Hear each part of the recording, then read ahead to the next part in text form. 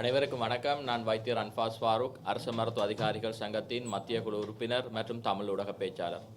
உங்களுக்கு தெரியும், தற்பொழுது கிழக்கு மாகாணத்தில் ஒரு வைத்தியர்களுடைய தொழிற்சங்க நடவடிக்கை இன்று 4வது தினமாகவும் தொடர்ந்து இடம்பெற்று கொண்டிருக்கின்றது.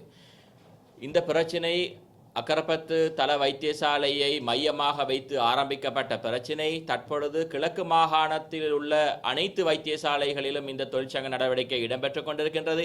எனவே இது தொடர்பாக இன்று பாராளுமன்றத்திலும் கூட சுகாதார அமைச்சர் தரப்பிலிருந்து கருத்துக்கள் கூட வெளிவந்தது. எனவே இந்த அக்கரப்பத்து தல வைத்தியசாலையில் கடமை புரிகின்ற மருத்துவ அத்தியட்சகரின் தான்றோன்றித்தனமான தன்னிச்சையான முறைகேடான செயற்பாடுகள் காரணமாகத்தான் இந்த பிரச்சனை எழுந்திருக்கின்றது. இந்த பிரச்சினை இன்று நேற்று உருவான பிரச்சனை ஒன்றல்ல. சிலர் வினவுகின்றார்கள், அரசு மருத்துவ அதிகாரிகள் சங்கம் ஏன் இவ்வாறு தொழிற்சங்க நடவடிக்கையை மேற்கொள்கின்றார்கள் என்று. ஏன் இவ்வாறான பிரச்சனைகளை தீர்ப்பதற்காக கலந்துரையாடல்களை மேற்கொள்ளவில்லை? இந்த விசாரணைகள் முடிவுகள் வரும் வரை ஏன் காத்திருக்காமல் இவ்வாறு தொழிற்சங்க நடவடிக்கையை மேற்கொண்டு இந்த பிரதேசத்தில் காணப்படுகின்ற மக்களுக்கு அசௌகரியத்தை ஏற்படுத்துகின்றார்கள் என்று வினவுகின்றார்கள்.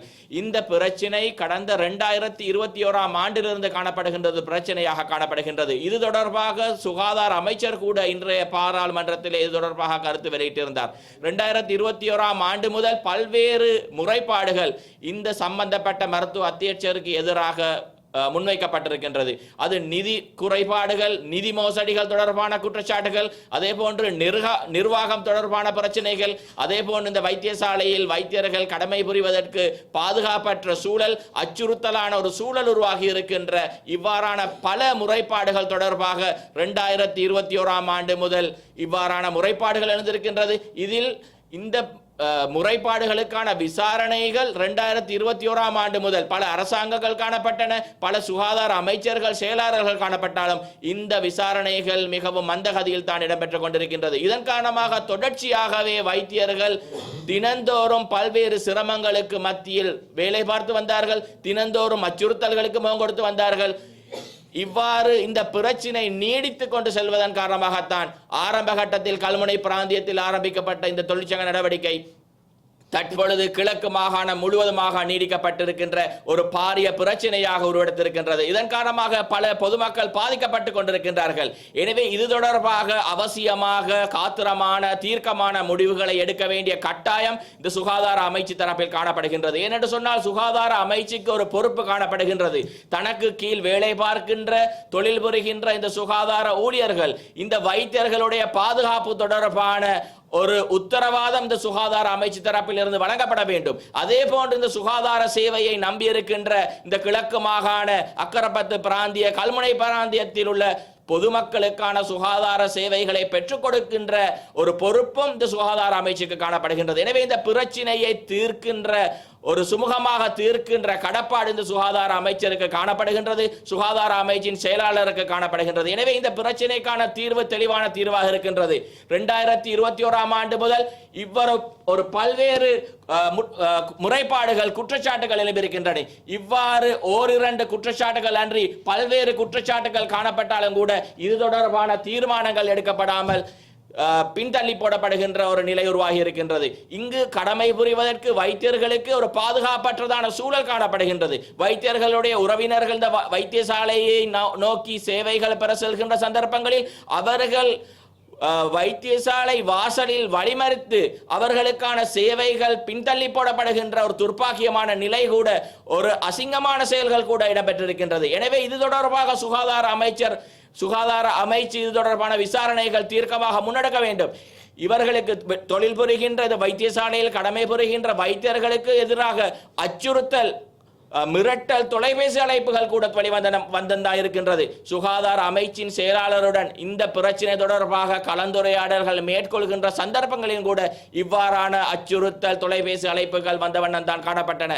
எனவே இது தொடர்பாக இந்த வைத்தியசாலையில் கடமை புரிகின்ற சுமார் வைத்தியர்கள், விசேட வைத்திய நிபுணர்கள் என அனைத்து தர வைத்தியர்கள் இந்த வைத்தியருக்கு மருத்துவ அத்தியட்சருக்கு எதிராக பல முறைப்பாடுகளை தங்களுடைய எழுத்து மூலம் முறைப்பாடுகளை முன்வைத்திருக்கின்ற ஒரு நிலைமை காணப்படுகின்றது. 70 வைத்தியர்களுக்கும் மேற்பட்ட வைத்தியர்கள் இந்த வைத்தியசாலையில் 70 வைத்தியர்கள் கடமை புரிகின்றார்கள். இது 45 வைத்தியர்கள் தங்கள் கையெழுத்துப்பட இவர் இந்த வைத்திய அர்ச்சகருக்கு எதிராக தங்களுடைய முறைப்பாட்டை வைத்திருக்கின்றனர். எனவே இந்த வைத்தியசாலையில் வைத்தியர்கள் கடமை புரிவதற்கு மிகவும் பாதுகாப்பற்றதான சூழல் காணப்படுகின்றது. எனவே ஒருபுறம் பாதுகாப்பற்றதான சூழல், மறுபுறம் இந்த அரசாங்கம் உருவானது நிதி முறைகேடுகள், நிர்வாக முறைகேடுகள் தொடர்பாக பரிசீலனைகள் செய்ய வேண்டும் என்பது தொடர்பாக தான். எனவே இந்த மருத்துவ அத்தியட்சருக்கு எதிராக இவ்வாறு நிதி நிர்வாக முறைகேடுகள் தொடர்பான குற்றச்சாட்டுகளும் காணப்படுகின்ற சந்தர்ப்பங்களில் சுகாதார அமைச்சர் கூட ஏற்றுக்கொண்டார். இந்த சில விசாரணைகளின் போது இவர்களுக்கு எதிராக விசாரணைகள் தொடர்ந்து 2021 ஆண்டு முதல் முன்னெடுக்கப்படுகின்றது என்று. எனவே தொடர்ச்சியாகவே இந்த விசாரணைகளை நடாத்தி மந்தகதியில் நடாத்தி செல்வதை விட இதற்கு காத்திரமான தீர்வுகளை பெற்றுக் கொடுக்க வேண்டும் என்பதுதான் அரசு மருத்துவ அதிகாரிகள் சங்கத்துடைய கோரிக்கையாக இருந்து கொண்டிருக்கின்றது. அண்மைய உதாரணம் கூட இந்த பாதுகாப்பற்ற சூழல், இந்த குறிப்பிட்ட மருத்துவ அத்தியட்சகர் பதவியேற்பதற்காக வருகை தருகின்ற சந்தர்ப்பங்களில் கூட இந்த பிராந்தியத்தில் உள்ள அரசியல்வாதிகள், பிராந்தியத்தில் உள்ள அடிவருடிகளை வைத்தியசாலைக்குள் அழைத்து வந்து இந்த வைத்தியர்களை மிரட்டும் விதமாக நடந்து கொண்ட சம்பவங்கள் கூட பதிவாகி இருக்கின்றது. இதன் காரணமாக வைத்தியர்கள் கடும் அச்சத்தில் காணப்படுகின்றார்கள், விசேட வைத்திய நிபுணர்கள் கடும் அச்சத்தில் காணப்படுகின்றார்கள். எனவே இதன் காரணமாக இந்த நோயாளிகளுக்கான காத்திரமான சேவைகள் தொடர்பாகவும் பல்வேறு சிக்கல் நிலைமைகள் உருவாகி இருக்கின்றது. எனவே இவருக்கு எதிராக இந்த விசாரணைகள் முன்னெடுக்கப்பட வேண்டும். ஒரு நிறுவனத்தினுடைய தலைவருக்கு எதிராக விசாரணைகள் முன்னெடுக்கப்படுகின்ற சந்தர்ப்பங்களில் அந்த விசாரணை நீதியானதும் நியாயமானதும் பக்கசார்பின்றியும் நடைபெற வேண்டும் என்று சொன்னால், அந்த தடயங்கள் அளிக்கப்படாமல் நியாயமாக நடைபெற வேண்டும் என்று சொன்னால், சம்பந்தப்பட்ட அந்த தலைவர் அந்த இடத்திலிருந்து வேறு இடத்துக்கு இடமாற்றம் செய்யப்பட்டு இந்த பரிசீலனைகள், இந்த விசாரணைகள் முன்னெடுக்கப்பட்டால் தான் அந்த விசாரணைகள் நீதியானதும் நியாயமானதாக இருக்கும். ஆனால் இந்த விடயத்தில் தலைவரை அந்த இடத்தில் வைத்துக் கொண்டு அவருடைய காரியாலயத்திலேயே தடயங்களை தேடிக்கொண்டு இந்த விசாரணைகள் முன்னெடுக்கப்படுமானால் எந்த விதத்தில் இந்த விசாரணைகள் நீதியானதாக இடம்பெறும்? இந்த கேள்வியை தான் நாங்கள் அரசு மருத்துவ அதிகாரிகள் சங்கம் என்ற ரீதியில் நாங்கள் தொடர்ச்சியாக கேட்டுக்கொண்டிருக்கின்றோம். எனவே இந்த விசாரணைகள் நீதியானதாக இடம்பெற வேண்டும் என்று சொன்னால், இந்த வைத்தியசாலையில் வைத்தியர்கள் பாதுகாப்பாக கடமை புரிய வேண்டும் என்று சொன்னால், இந்த குறிப்பிட்ட மருத்துவ அத்தியட்சகர் தற்காலிகமாகவாவது விசாரணைகளை முன்னெடுக்கும் வரை இந்த வைத்தியசாலையிலிருந்து இடமாற்றம் செய்யப்பட்டு இந்த விசாரணைகள் முன்னெடுக்கப்பட வேண்டும். அவ்வாறு முன்னெடுக்கப்பட்டால் தான் நீதியான நியாயமான விசாரணையாக, பக்கசார்பின்றிய விசாரணையாக அது இடம்பெறும் என்பதில் எந்த விதமான மாற்று கருத்துக்கும் இடமில்லை. எனவே இந்த பிரச்சினை நாளுக்கு நாள் பின்தள்ளி போடப்பட்டுக் கொண்டிருக்கின்றது. எனவே இதற்கான காத்திரமான முடிவுகள் வழங்கப்பட வேண்டும்.